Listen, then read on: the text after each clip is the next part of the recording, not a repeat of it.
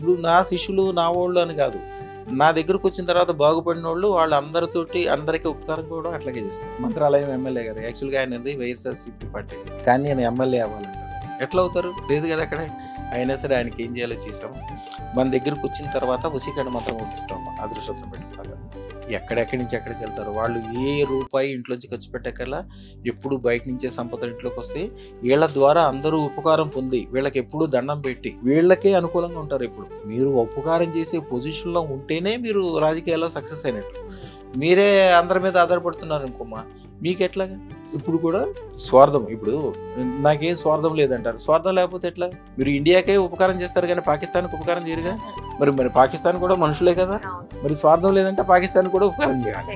పాకిస్తాన్ పేరు చెప్తేనే మండిపడతారు మీరు. అంటే స్వార్థం ఉంటుంది. స్వార్థాన్ని కింద నుంచి కూడా ఫస్ట్ మీ దేవుడు ఇచ్చిన మీ కుటుంబాన్ని బాగు చేయాలి, మీ పిల్లల్ని చదివించాలి, 10 మందికి మీ భార్యకి కంఫర్ట్ జోన్లో మంచిగా ఉంచాలి.